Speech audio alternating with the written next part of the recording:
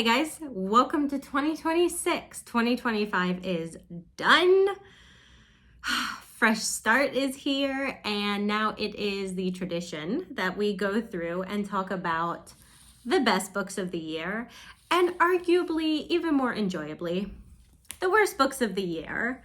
There is just something oddly therapeutic about ranting and demolishing some of these terrible books. Here is the warning. Here is the red alert. This is a subjective list. My subjective list. Just because these books are on my worst reads of the year, I'm not saying that they are objectively terrible books. I'm not saying you shouldn't read them. I'm not saying you won't like them. I'm just saying I didn't for reasons that we're going to go over. A lot of authors put their blood and sweat and tears into these, so I am not in any way trying to tear them down, but I didn't like them personally. So let's talk about the good, the bad, and the ugly this year. Should we start with the good? Let's start with the good. Okay. I think we should do most recent, and I'm seeing two books. Oh gosh, please don't fall. Two books that I read in December. We started on a terrible month, January. We ended on a great month.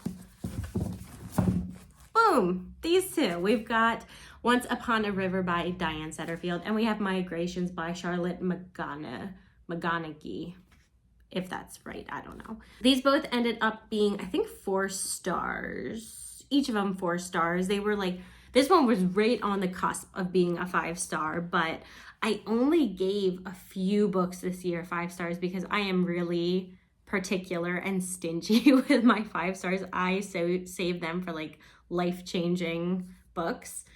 This, I just went on about these 2 books, so I'm going to try not to do that too much. This was sad, melancholy.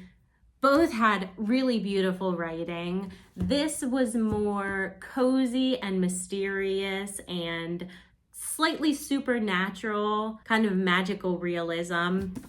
Both were highly enjoyable. This one I did give 5 stars. First Kristin Hannah book I've ever read, The Great Alone. This was amazing. I don't have a single complaint about this book. It's about a family, a very unstable family, particularly the father.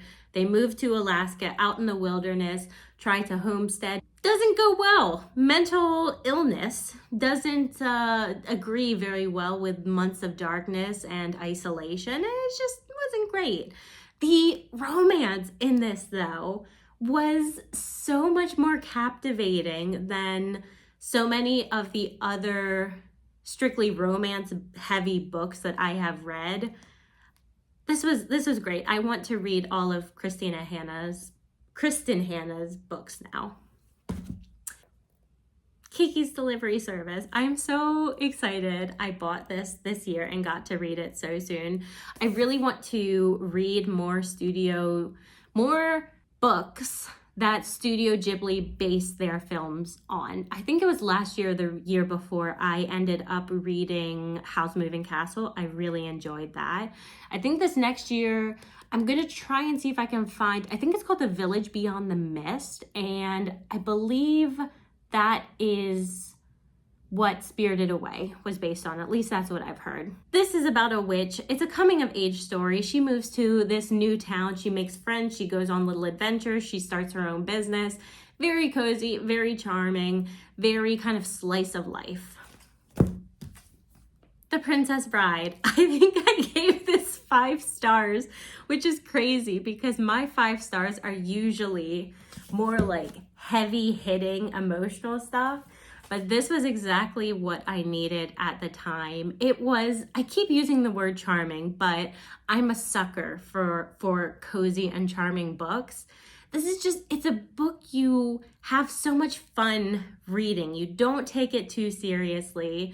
The author is just so imaginative. He doesn't fit in the kind of strict novel structure that a lot of other authors follow. It kind of reminded me of Series of Unfortunate Events, Lemony Snicket, how he writes, and kind of C.S. Lewis as well. Sometimes they'll write directly to the audience. Sometimes they'll break that fourth wall. It was very fun. It was very fun. If you love the movie, you'll probably love the book too. Going in a completely different direction, we have East of Eden by John Steinbeck. I don't think I discussed this book at all on this channel, but I did read it this year. This was chosen for a book club. Usually with book clubs, they will select one, you'll read it, you'll meet once a month, you'll talk about it. This particular book club focuses on classics, and you kind of stretch the book out over several months. You just read maybe 7 or 8 chapters at a time, come together, talk about it,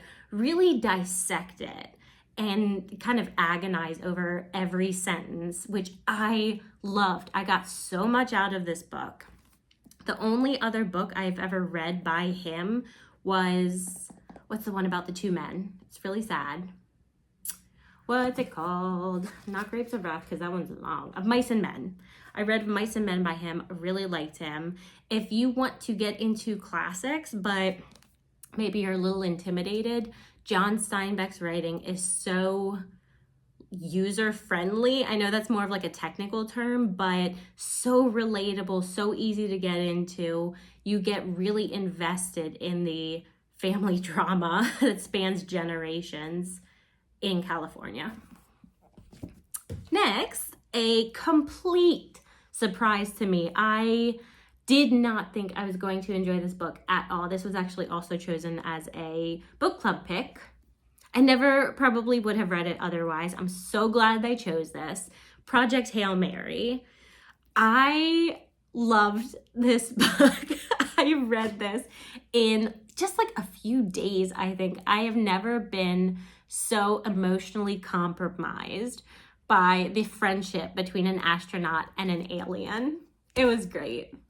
Next, we have Jennifer Egan, A Visit from the Goon Squad. I'd been wanting to read this author for such a long time. She's written so many well-received books. This is the first of hers that I've read.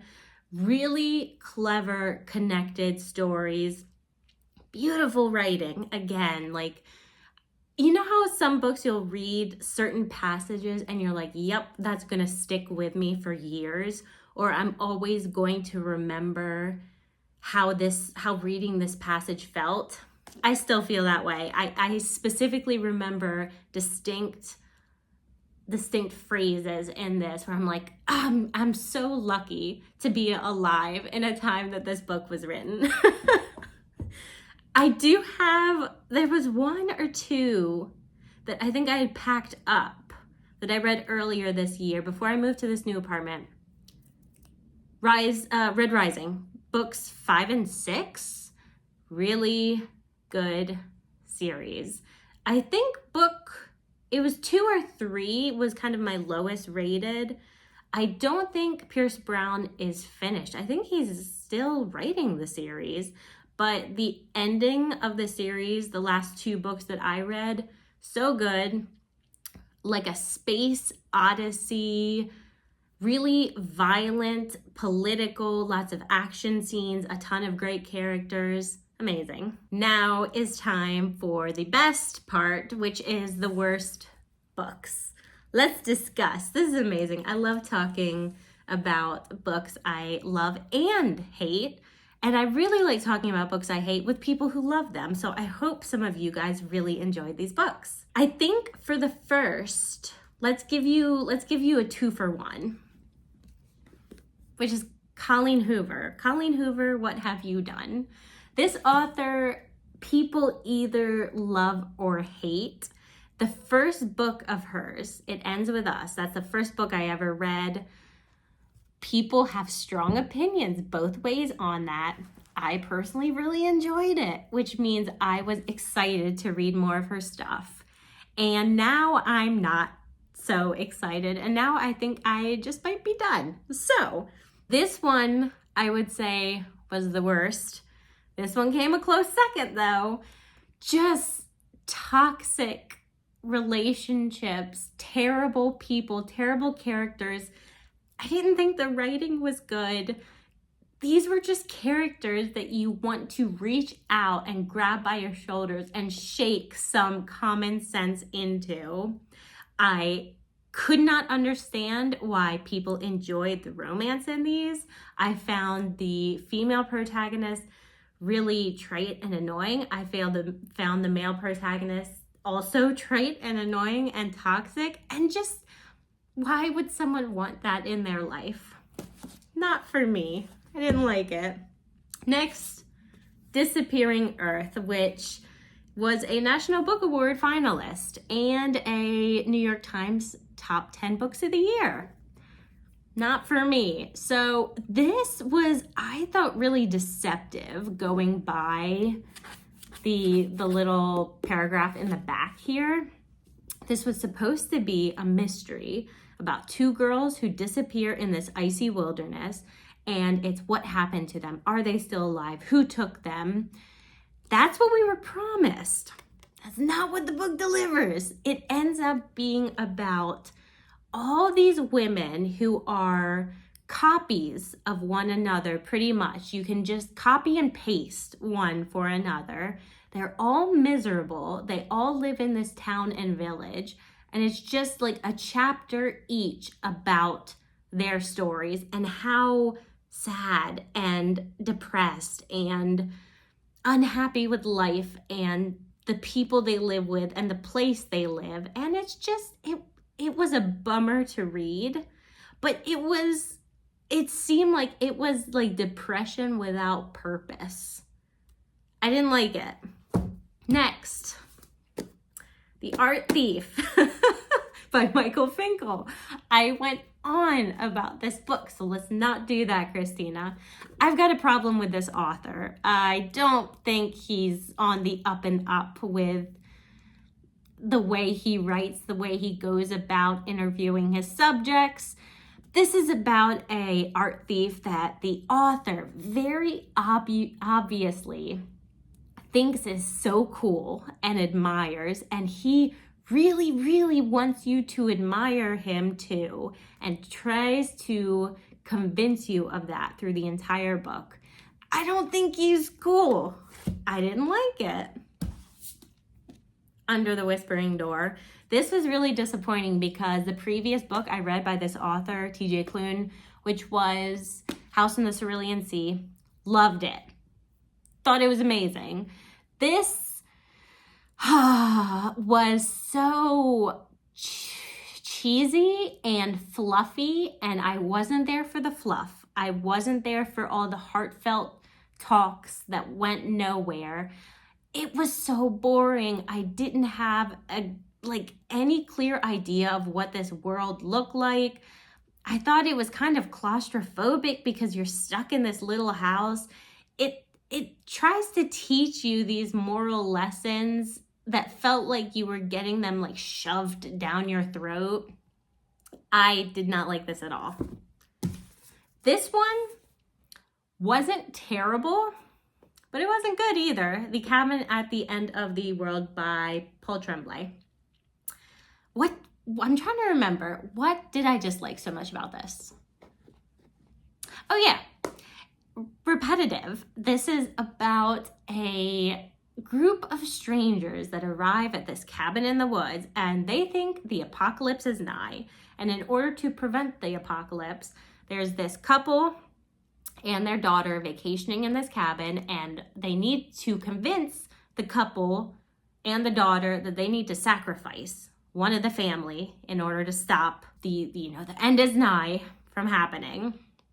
So the entire book is, hey, knock, knock, can you let us in? No, we're not going to let you in. Go away. No, we're not going to go away. You need to believe us. No, we're not going to believe you.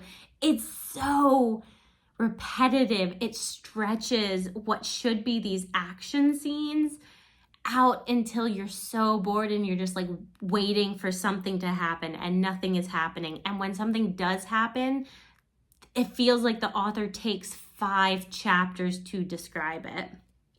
That felt really mean. I'm sorry. Like, out of all the books, this was out of all the worst books, this was the least bad. Does that make sense? Is that grammatically sound? Next, I'm gonna upset A lot of people, probably. The Thursday Murder Club, I don't understand what the hype is about this. This was so boring. The old characters in this book felt just like a caricature of a sprightly old person who's obsessed with violence and murder and gets really excited when someone's killed. I didn't care about the crime. I didn't care about the characters. I didn't like the writing. I was so bored, and I ended up just skimming through so much of this to get through it. I didn't like it. Not last, because there's a few books I don't physically have. I might have unhauled. The Ruins by Scott Smith. This was on my TBR for so long. It was not worth the wait. This had some good things. Carnivorous evil plants that are trying to kill you and eat you. That's amazing. The characters. This is centered on two couples. And then there's another guy just kind of tagging along. These couples were like, you know, when you watch a horror movie and you're introduced and they are like, it's like every horror movie you've ever watched before. It's like, okay, there's that character, there's that one, there's the jock, there's the nerd, like there's the person who's high all the time. And it's almost like, really? These are the people that you're saddling me with, that you want me to actually root against the evil plant for? The relationships, the arguments were so expected and so lazy, and I just was waiting for them all to die, and I wasn't sad when they did die. I don't think that's maybe a great horror book, but some writers do that on purpose. Maybe the author was trying to, in which case he succeeded. I was rooting for the plants. Just please wipe them out and put them out of their misery. And then last, we have some books that I either have packed away or I've unhauled. I think I might have unhauled them, and I read them at the very beginning of the year. First book in the series, I loved. I thought it was amazing. And then the rest of the series just went downhill, and I ended up hating, and that is the Ember in the Ashes series. I think I'm talking the worst ones, 3 and 4, 2, 3, and 4. I could not stand the last several books and got really upset because the first one, I was like, this is going to be like a 5-star series for me. I was so excited to see where it went, and it took it in a direction that I didn't care about. First book was amazing. I wish I would have stopped there. The rest of it, I'm not going to go too far because I believe I did an entire video ranting about how much I hated those books. So I don't want to go further into it. But that's it, guys. We made it. We made it through 2025. We read some awesome books and we read some terrible books. And I'm glad we did both. There's a good balance there. And thank you guys for sticking with me through 2025. And I hope to read some good books and bad books with you in 2026. I'll see you guys then. Thank you. Bye.